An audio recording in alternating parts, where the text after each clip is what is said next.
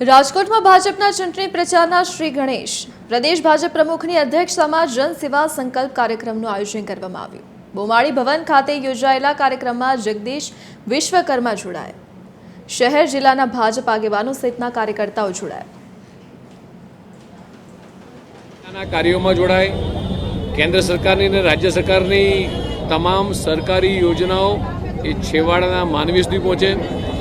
વિકાસ ગામડાઓ સુધી દરેક વિસ્તાર સુધી વિકાસ પહોંચે એ દિશામાં રાજ્ય સરકાર અને કેન્દ્ર સરકાર કામ કરી રહી છે।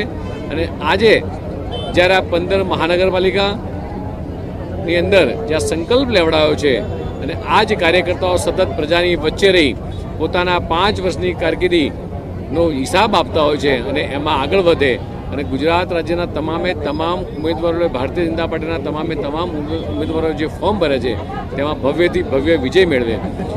ભારતીય જનતા પાર્ટીનો કાર્યકર્તા એ હર હંમેશા બૂથમાં લડતો કાર્યકર્તા છે। 50,000 બૂથની અંદર આ કાર્યકર્તા સતત અવિરત એ પ્રજાના સેવાકીય કાર્યો લઈને પહોંચતો હોય છે।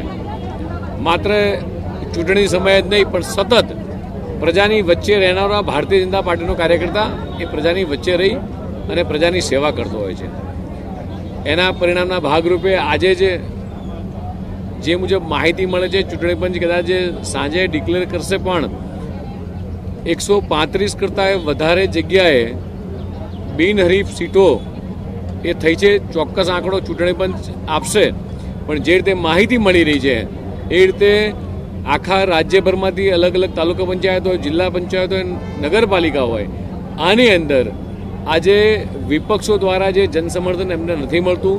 સતત વિપક્ષને માત્ર ચૂંટણી સમયે દેખાવાનું, ચૂંટણી પતી જાય એટલે જતા રહેવાનું આ પ્રજાને ચોક્કસ ખ્યાલ છે અને એટલા જ માટે ગુજરાતની આ પ્રજા એ સતત એ વિકાસની સાથે જનસમર્થન આપતી રહી છે અને આવનારા દિવસોની અંદર પણ એ જ રીતે ભવ્યથી ભવ્ય વિજય સાથે 50,000 બૂથના વિજય સાથે ભારતીય જનતા પાર્ટીના કાર્યકર્તાઓ આગળ વધશે। અનેક જગ્યાએ વિરોધ થયો, જે નામો બદલવા પડ્યા, આ પ્રકારની સ્થિતિ પહેલીવાર ભાજપમાં જોવા મળી। શા માટે આવું કારણ શું? ભારતીય જનતા પાર્ટીમાં 10,000 કરતાં વધારે કાર્યકર્તાઓ ચૂંટણી લડી રહ્યા છે અને ભારતીય જનતા પાર્ટીનો કાર્યકર્તા એ કમળના પ્રતીક લઈને એ બૂથની અંદર એ પોતે આપે જોયું કે મંચની અંદર આજે જે શપથ લેવડાયા છે અહીંયા 18 બૂથ છે, 72 જેટલા ઉમેદવાર છે અને 1,000 બૂથ છે। એવી જ રીતે આખા રાજ્યમાં 50,000 બૂથની અંદર એ કાર્યકર્તા કમળના પ્રતીક લઈને લડી રહ્યો છે। ભારત માતા કી